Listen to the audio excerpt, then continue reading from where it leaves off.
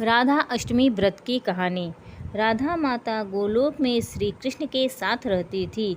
एक दफ़ा कृष्ण भगवान को गोलोक में राधा रानी कहीं नज़र नहीं आई। कुछ देर बाद कन्हैया अपने सखी विराजा के साथ घूमने चले गए। यह बात जब राधा रानी को मालूम हुई तो उन्हें गुस्सा आया और वो सीधे कन्हैया के पास पहुँची। वहाँ पहुंचकर उन्होंने श्री कृष्ण को काफ़ी भला बुरा कहा। राधा रानी का यह रवैया भगवान श्री कृष्ण के प्यारे मित्र श्री दामा को बिल्कुल अच्छा नहीं लगा। श्री दामा ने उसी वक्त बिना कुछ सोचे समझे राधा रानी को पृथ्वी पर जन्म लेने का श्राप दे दिया। राधा को इतने गुस्से में देखकर कृष्ण भगवान की सखी विराजा भी नदी के रूप में वहाँ से चली गई। राधा ने श्रीधामा से श्राप पाने के बाद उन्हें राक्षस कुल में पैदा होने का श्राप दिया। राधा जी द्वारा दिए गए श्राप की वजह से ही श्रीधामा का जन्म शंखचूड़ दानव के रूप में हुआ। आगे चलकर वही दानव भगवान विष्णु का परम भक्त बना। दूसरी तरफ राधा रानी ने पृथ्वी पर वृषभानु के घर पुत्री के रूप में जन्म लिया। राधा रानी का जन्म वृषभानु जी के घर तो हुआ, लेकिन उनकी पत्नी देवी कीर्ति के गर्भ से नहीं। दरअसल जिस समय राधा मैया और श्री दामा ने एक दूसरे को श्राप दिया था, तभी भगवान श्री कृष्ण ने कहा था कि राधा आपको वृषभानु और देवी कीर्ति की पुत्री बनकर पृथ्वी पर रहना होगा।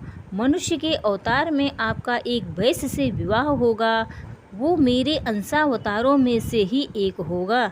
इस तरह आप पृथ्वी पर भी मेरी ही बनकर रहेंगी, परंतु हम दोनों को बिछड़ने का दुख सहना होगा। इसके बाद कृष्ण भगवान ने राधा जी को मनुष्य योनि के रूप में जन्म लेने की तैयारी करने के लिए कहा। संसार के सामने वृषभानु की पत्नी गर्भवती हुई। जिस तरह एक बच्चा दुनिया में आता है, ठीक वैसे ही देवी कीर्ति का भी प्रसव हुआ। लेकिन असल में राधा माता का जन्म देवी कीर्ति के गर्भ से नहीं हुआ था। भगवान की माया से उनके गर्भ में वायु भर गई थी। देवी कीर्ति ने उसी वायु को जन्म दिया। इस दौरान उन्हें प्रसव पीड़ा हो रही थी और वहाँ राधा माता के रूप में एक प्यारी सी कन्या ने जन्म लिया। भाद्र मास के शुक्ल पक्ष की अष्टमी के दिन राधा मैया का धरती पर जन्म हुआ था। तभी से हर साल इस दिन को राधा अष्टमी के रूप में मनाया जाता है। रमा नाम की एक स्त्री थी जो किसी गांव में रहती थी। 5-6 बरस उसकी शादी को हो गए थे, लेकिन अभी तक कोई संतान नहीं थी। एक बार श्री राधा अष्टमी का उत्सव आया। गांव की औरतें बरसाना जा रही थी। औरतों ने कहा, तुम भी बरसाना चलो, राधा रानी बड़ी दयालु हैं, तुम्हारी गोद जरूर भरेंगी। वह कभी 7-8 दिन अपने घर से बाहर नहीं रही थी। उसके पति और सास ने भी उसे जाने की आज्ञा दे दी। बस उसने मन में ठान लिया था कि राधा रानी मेरी गोद जरूर भरेंगी। जिस दिन उसे जाना था, उसी दिन पैर में चोट लग गई, चला भी नहीं जा रहा था। फिर भी वह स्त्रियों के संग यात्रा पर चल पड़ी। सारे रास्ते ट्रेन में राधा कृष्ण का जाप कीर्तन चलता रहा। इस प्रकार सभी स्त्रियों के साथ वह बरसाना पहुंच गई। सभी नहा धोकर राधा जी के मंदिर में जाने के लिए तैयार हुई। राधा जी के महल में जब जाते हैं तो ऊपर बहुत सी सीढ़ियाँ चढ़नी पड़ती है। जैसे ही सीढ़ियाँ चढ़ने लगी, वह स्त्रियों को बोली कि तुम लोग आगे आगे चलो, मैं धीरे धीरे सीढ़ियों से आ रही हूँ। पैर में चोट लगने की वजह से चला भी नहीं जा रहा था। 2-4 सीढ़ियाँ चढ़ने के बाद उसका पैर मुड़ गया और वह नीचे गिरने लगी। तभी एक 7-8 साल की कन्या ने उसका हाथ पकड़ लिया। रमा बोली, बेटी आज अगर तुम न होती तो मैं नीचे गिर गई होती। वह कन्या बोली, मैया ऐसे कैसे गिर जाने देती मैं तुम्हें। रमा ने पूछा, बेटी तुम्हारा नाम क्या है। वह बोली, लाडो नाम है मेरा। मेरे लिए क्या लाई हो। ना कोई जान पहचान और लाडो ऐसी बात कर रही है। रमा ने सोचा। फिर रमा ने कहा, लाडो मैं कल तुम्हारे लिए लेकर आऊँगी, तुम्हें क्या पसंद है। लाडो बोलती है, मुझे नथनी, गले का हार, कान के कुंडल, चूड़ियाँ, मेहंदी, घाघरा चोली, यह सब कुछ पसंद है, कुछ भी ले आना। इतना कह वह बालिका भाग गई। जैसे तैसे रमा भी मंदिर में दर्शन करके लौट आई। वापिस जाकर सोचने लगी उस बालिका के बारे में और बाजार से उसके गले का हार और चूड़ियाँ खरीद लिया। अगले दिन वहीं जहाँ मिले थे वह लाडो उसका इंतज़ार करते मिली। चूड़ियाँ और गले का हार जैसे उसे दिया, वह बोली, बस इतनी सी ही, और चीज़ नहीं लाई? और वह मुँह फुलाकर बैठ गई। तब रमा बोली, अभी मैं 8 दिन यहीं पर हूँ, रोज़ तुम्हारे लिए कुछ ना कुछ लाया करूँगी। यह सुनकर लाडो उसकी गोद में बैठ गई और गले से लग गई।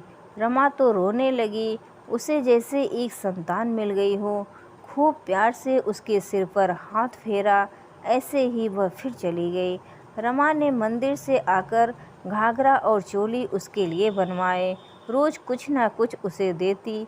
एक दिन रमा कहती है, अब यह सारी चीज़ें मुझे पहन कर भी तो दिखाओ, कैसी लगती है। लाडो बोली, कल राधा अष्टमी है, कल पहनूंगी। इस बार लाडो के साथ एक लड़का भी था। उसे देखकर रमा ने कहा, आज पता नहीं मेरे मन में क्या आया, मैंने एक धोती और मुकुट मोर वाला लिया है, क्या मैं इसे दे दूं? लाडो बोली, यह कनुआ है, मेरे साथ ही रहता है, हाँ तुम इसे दे दो। ऐसा कहकर वह दोनों सामान लेकर चले गए। अगले दिन राधा अष्टमी थी। जब रमा सीढ़ियों पर आई, वहाँ उसे आज कोई ना मिला। बहुत इंतज़ार के बाद जब वह मंदिर में पहुँची तो वहाँ बहुत भीड़ थी। कीर्तन और नृत्य हो रहा था। इसी तरह भीड़ को चीरती हुई वह आगे पहुँची और राधा जी को देखा और ठाकुर जी को देखा। वही सामान सब जो मैं लाई थी उन्होंने धारण किया हुआ था। वह पत्थर सी हो गई, आँखों में आंसू बहने लगे। बात समझते देर न लगी कि वह लाडो राधा जी और कनुआ कृष्ण जी हैं। स्वयं जगत के पालनहार उसके पास आते हैं।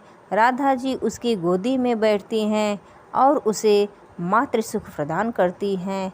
वह तो जैसे बावरी हो गई, दिन रात लाडो लाडो करती रहती, पुकारती रहती।